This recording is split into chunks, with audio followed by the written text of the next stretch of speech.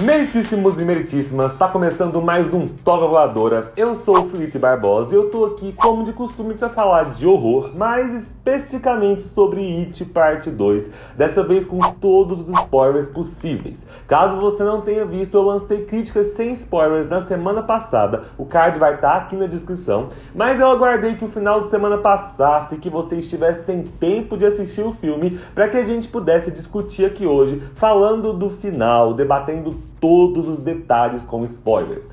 Hoje eu vou comentar mais sobre as minhas considerações sobre o filme, só que o vídeo de hoje não é uma crítica não, ele é mais um explicado de referências. Eu vou falar aqui das principais referências ao livro que esse filme faz e explicar determinadas questões que às vezes você que não leu o livro pode não ter entendido ou sacado muito bem. Então, antes de mais nada, sabe aquele seu amigo que assistiu It Capítulo 2, mas ficou com os questionamentos, achou o filme muito viajado? Manda esse vídeo aqui pra ele, clicando no botão de compartilhar aqui embaixo. Bora lá?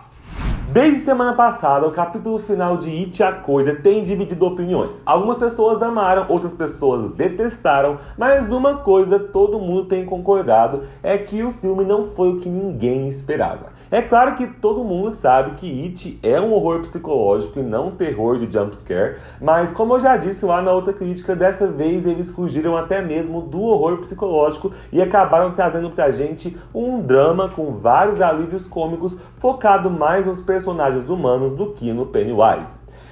Depois de muito refletir sobre o filme nos últimos dias, a minha conclusão é que mesmo tendo enxergado vários problemas nele, ainda assim eu gostei do filme. Sim, eu gostei, inclusive eu quero assistir de novo. Só que eu entendo o motivo pelo qual muita gente, desde crítico até fã, não tem gostado muito, principalmente de toda a parte final da história. E depois de muita análise, depois de ler muito do que as pessoas estão falando nas críticas, eu concluí o seguinte: sabe qual que é o principal problema de It Capítulo 2? É que ele é um filme inteiramente pensado para os fãs do livro. E eu digo isso por duas razões. Primeira, o filme entrega uma proposta que, para funcionar com o espectador, exige que o espectador tenha um afeto, um carinho, uma ligação com aqueles personagens, com aquele clube dos losers, como se você já conhecesse eles há muito tempo. E esse tipo de ligação, gente, vocês me perdoem, mas se você só assistiu o It Capítulo 1, mesmo que você tenha assistido mais de uma vez, não tem como você ter se conectado e conhecido a fundo cada um daqueles personagens somente com um filme de 2017.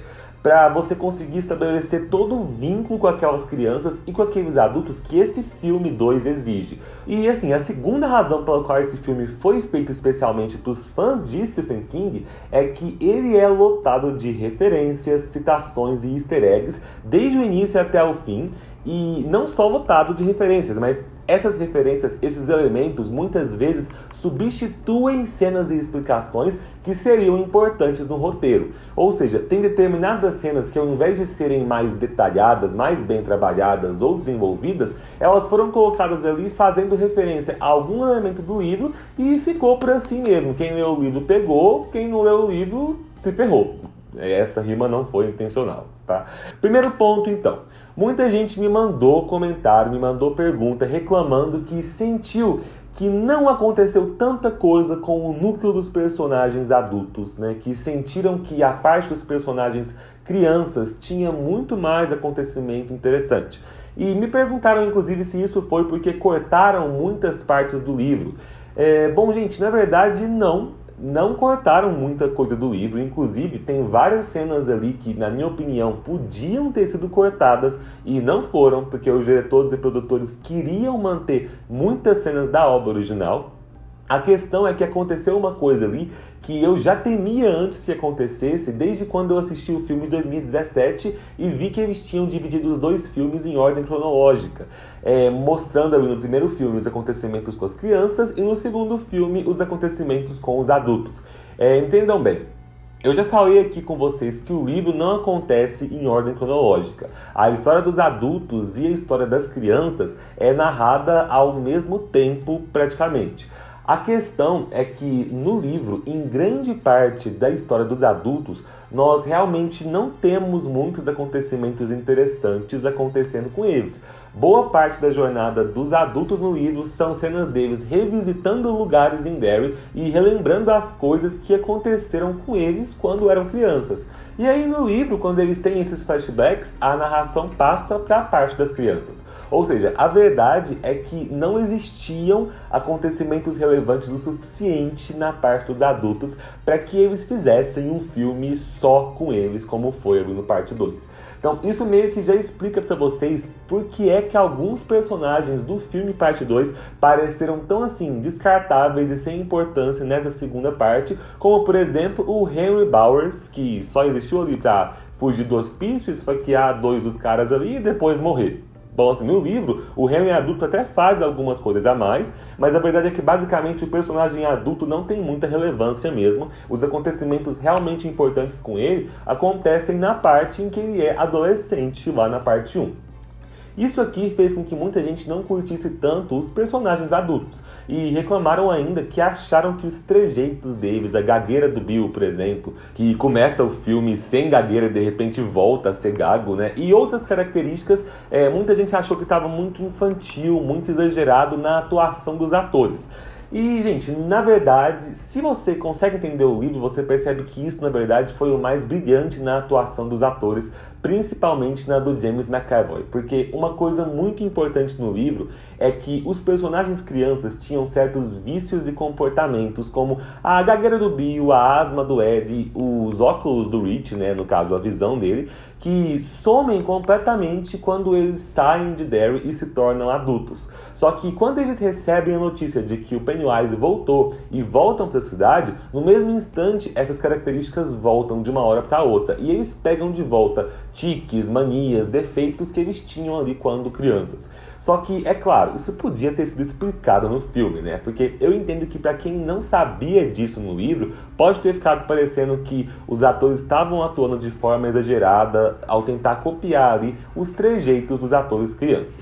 Ok, agora vamos por partes então, vendo alguns pontos específicos que foram iguais ou diferentes ali na adaptação. Primeiro, nós tivemos muitos vislumbres da vida e da carreira do Bill Denbrook. Nós tivemos dele nos estúdios da Warner Bros. A aparição também de uma esposa que depois não aparece mais, né? Tudo isso apareceu ali meio jogado no início do filme e depois não teve desenvolvimento. O que dessa parte aqui tem no livro ou não?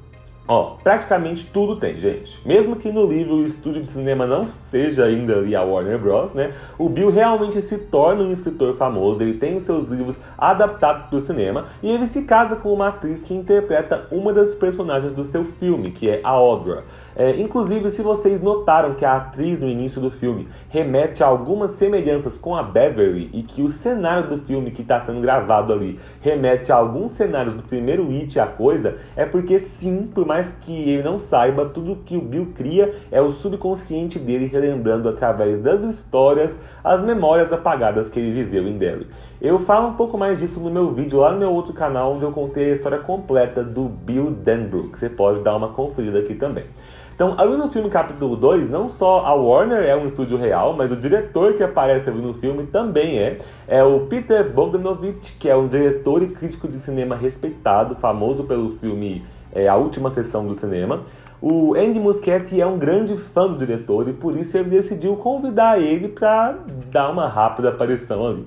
Só que a parte mais importante a ser notada nesse início da história aqui é a quantidade de pessoas que falam pro Bill que as histórias dele são boas, mas que os finais são ruins. A noiva dele, a Audra, principalmente, explica que os finais dele não trazem uma visão de esperança e são frustrantes por serem tristes e pessimistas. E isso é repetido várias vezes ao longo do filme. E tem uma questão sobre o Bill que sempre foi comentário dos leitores, né? De que o Bill era meio que uma representação do próprio Stephen King. Então, desde o início aqui, a gente já tinha pistas de que ia ter algo diferente no final desse filme, com o tanto destaque que eles deram para esse comentário do final dos livros do Bill ser ruim. Isso fica mais claro ainda com outras referências que nós vamos comentar daqui a pouco, mais pra frente aqui no vídeo. Quanto aos outros losers, como vocês viram, todos os que saíram de Derry tiveram vidas e carreiras bem-sucedidas, e parte disso com certeza se deve ao fato de que tinha ali um ser místico, ancestral, bondoso, que sempre observava todos do grupo de longe, emanando boas energias para eles. Esse ser no livro é a tartaruga Maturin, uma tartaruga de outro plano, inimiga do Pennywise, que não foi abordada nos filmes, mas que apareceu em forma de easter eggs no filme de 2017 e reapareceu em mais easter eggs aqui em 2019. Como, por exemplo, principalmente na cena em que o Ben tá na sala de aula e tem uma tartaruga em cima da mesa. Se você não leu o livro e não faz ideia do que é essa tartaruga Maturin e de qual que é a importância dela, assista meu vídeo contando a história completa do Pennywise que você vai conseguir entender melhor. Ainda sobre os losers, alguns comentários foram feitos no início do filme acerca da esposa do Ed. Ela é mostrada como controladora e obsessiva, e os amigos riem do Ed porque ela se parece bastante com a mãe dele. E dá pra notar que existe ali um background nessa história que não foi abordado no filme. Bom, gente, acontece que no livro a história do Ed e o desenvolvimento dele está completamente ligado a ele tentar se desprender das garras da mãe, que é uma mulher louca, possessiva e chantagista. Ele mora com a mãe até a vida adulta e quando a mãe morre, ele acaba se casando com uma mulher que é exatamente igual a ela, possessiva, controladora e chantagista também. Acontece que tem uma cena bem emblemática do livro, onde o personagem se espanta ao ver que uma foto da mãe já falecida dele tem uma semelhança enorme com a foto da esposa. Ele percebe que elas são muito parecidas, que ele nunca tinha se dado conta disso. E isso foi trazido ali no filme de forma mais explícita, já que a atriz que interpreta a esposa do Ed ali no início é a mesma atriz que interpretou a mãe dele lá no primeiro filme. Então assim, novamente foi uma questão colocada ali para agradar os fãs do livro, mas que pode não ter tido tanta relevância para você que só assistiu ao filme. Bom, passadas essas referências aqui então, vamos falar um pouquinho da abordagem do Pennywise com os losers ao longo de todo o filme. Uma coisa que para muitos fãs deixou o filme muito arrastado foi o fato de que durante 80% do filme a gente tem a coisa enganando os personagens através de ilusões. Isso é algo que no início do filme funciona, mas que com o passar das cenas vai se desgastando, já que você que está assistindo ali, você já entendeu que nada daquilo que está acontecendo é real. Bom, acontece que muitas das cenas de ilusões fazem mais sentido e ficam mais interessantes quando você consegue entender o significado das simbologias que estão acontecendo ali. E, infelizmente, o filme não aborda isso. Vamos lá para algumas das ilusões com significados escondidos que a gente tem ali, então. Primeiro, a cena dos biscoitos da sorte. Essa cena existe no livro e ela acontece de forma bem parecida quando o Pennywise manda para eles ilusões dentro dos biscoitos da sorte lá no restaurante chinês. Cada coisa que sai dali de dentro representa um trauma de um dos losers. O biscoito do Mike solta um pássaro ali, porque no livro, quando o Mike era bebê, ele foi atacado por um pássaro, algo que deixou ele traumatizado, e por isso era muito comum que durante a adolescência dele, o Pennywise aterrorizasse ele com a forma de um pássaro gigante. Sim, exatamente. Do biscoito do Rich sai um olho rastejante, porque grande parte das alucinações que o Pennywise causa no Rich, elas são ilusões vindas de filmes de terror que ele assistiu. E um dos filmes que causava pânico no Rich era o The Crawling Eye, que é um filme sobre um olho gigante rastejante que aparece para ele lá na parte 1 do livro e ataca ele mais de uma vez. E talvez o mais bizarro seja o inseto mutante que sai do biscoito do Ed, que é a junção de dois traumas que ele tem. Ele tinha um trauma com grilos, por causa de uma infestação de grilos que teve no porão da casa dele que ele nunca conseguiu resolver. E ao mesmo tempo, um dos traumas dele com a sua esposa era o fato de que eles não conseguiam engravidar. Na verdade, essa era uma maldição que existia sobre todos os losers do grupo. Nenhum deles podia ter filhos porque a maldição do Pennywise impedia que eles dessem origem a uma nova geração fora de Derry. Então, ali no biscoito do Ed, a gente tem um grilo mutante com cara de um bebê chorando, que pra mim é o mais bizarro dessa cena. Outra das ilusões do Pennywise que gerou uma das melhores cenas do filme foi a sequência inteira da Beverly visitando a Sra. Kersh, a velhinha do apartamento onde ela morava. Toda a cena da velhinha se transformando naquela velha demoníaca, depois dela se transformando no Pennywise, numa versão mais humana, pintando o próprio rosto. As cenas ficaram muito bem feitas e impactantes, só que eu percebi, lendo comentários de alguns de vocês pela internet, que muita gente interpretou a cena de forma errada. Teve uma galera que entendeu que ali o Pennywise estava mostrando pra Beverly a origem dele, que aquele homem que aparecia nas fotos era o Pennywise quando humano, e que aquela cena dele pintando o próprio rosto era o momento em que ele começou a se tornar o palhaço, né? E não, gente, não é exatamente isso. O Pennywise nunca foi humano, ele sempre foi um ser cósmico vindo do macroverso e ele já existia ali desde a era pré-histórica. Aquilo que nós tivemos ali na cena da Beverly foi uma representação do Robert Bob Gray, que é uma das transformações que o Pennywise assume no livro. Quando a cidade de Derry começou a ser formada há muitos anos, a coisa precisava de uma forma humana para se disfarçar entre as pessoas. Então ele usava essa forma de Bob Gray, que foi o nome criado por ele. Mas não, essa não é a origem do monstro. Tem relação sim com a origem do disfarce dele de palhaço, da época em que ele começou a se disfarçar de Pennywise, mas não tem relação com o surgimento da coisa em si.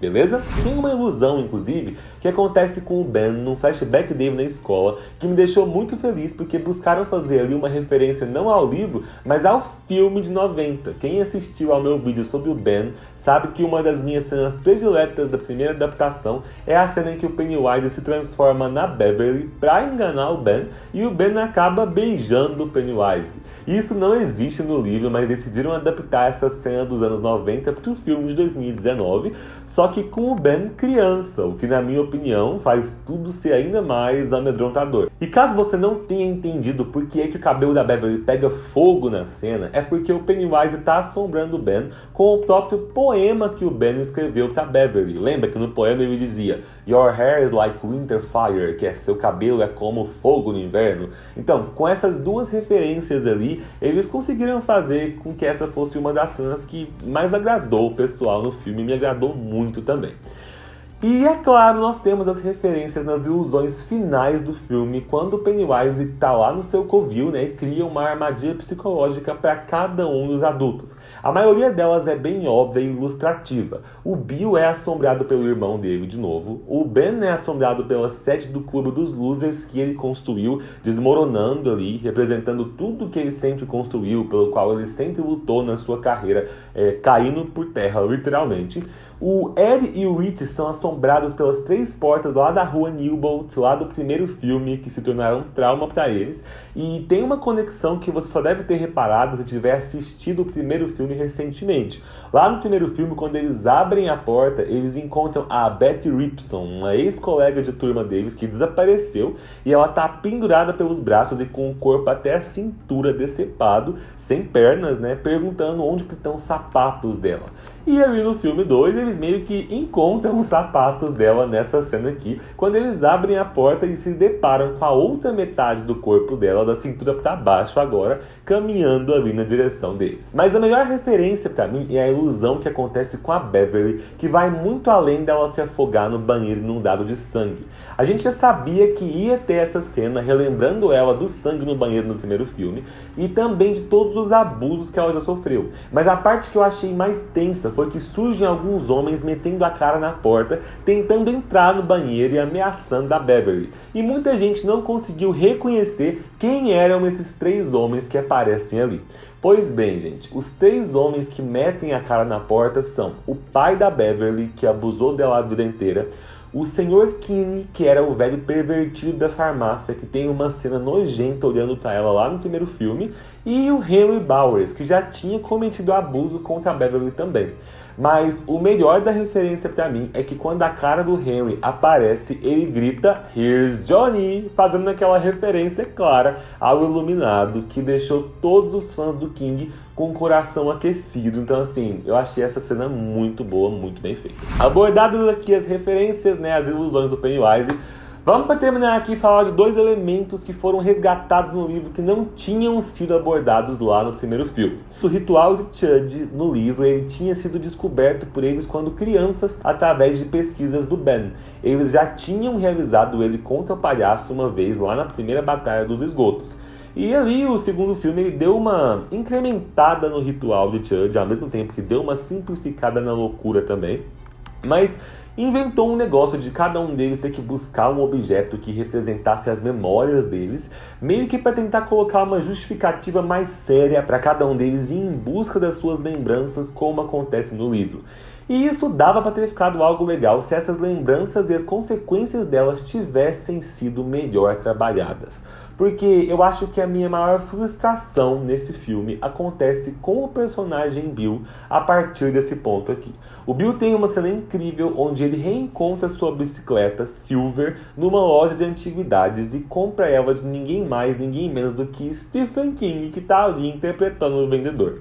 E essa cena aqui tem muito significado. Primeiro, no filme de 2017 não foi contado nada do vínculo emocional que o Bill possuía com a bicicleta. A bicicleta tem um nome que é Silver, em homenagem ao cavalo do filme O Cavaleiro Solitário. O Bill, inclusive, tinha o costume de sair pedalando ela, gritando "Aiô, Silver", que nem no filme. E existem alguns objetos, alguns elementos na história, como é o caso da bombinha de asma do Ed, por exemplo, que a partir de uma relação muito intensa e de uma crença muito forte que as crianças possuem com esses objetos, eles passam a ter certos poderes ou propriedades ali contra a coisa.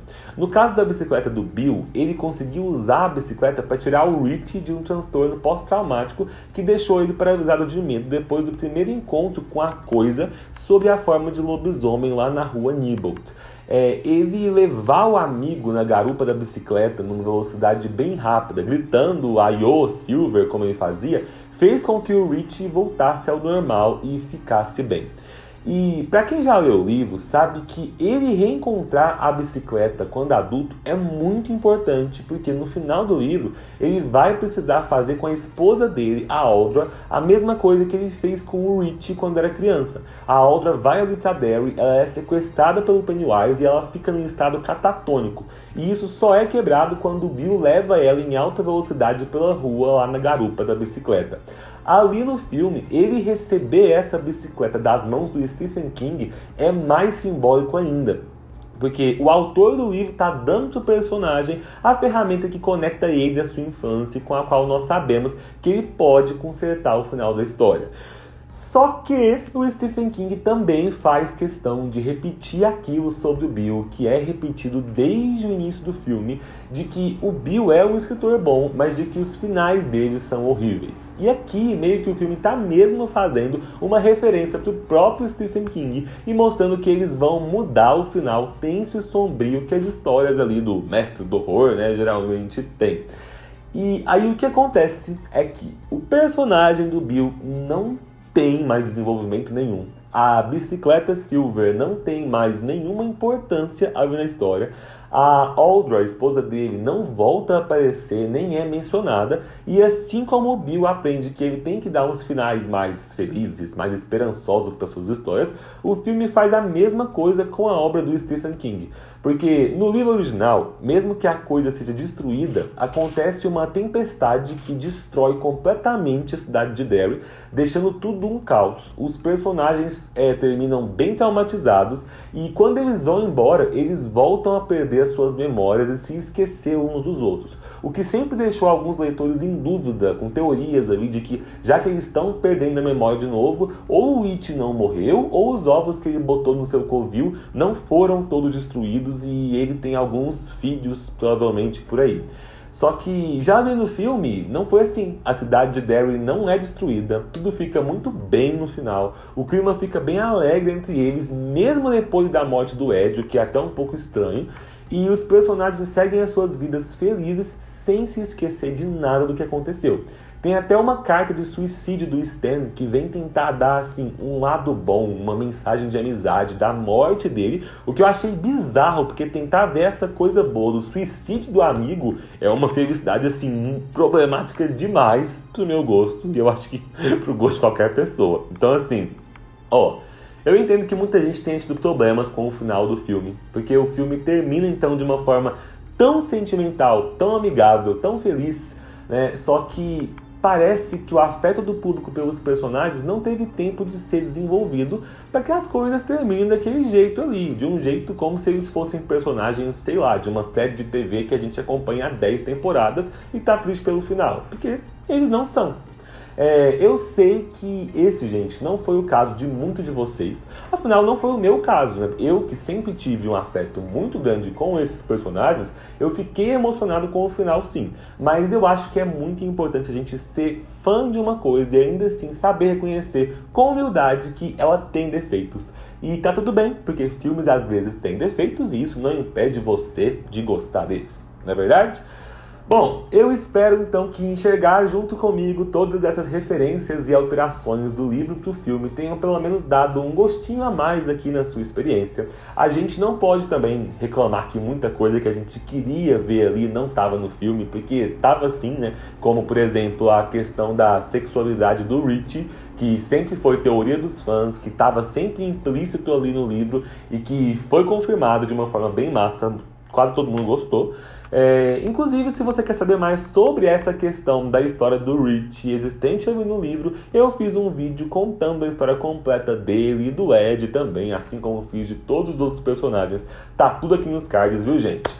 É isso, deixem pra mim aqui nos comentários quais são as outras referências e ligações que vocês enxergaram ali no filme.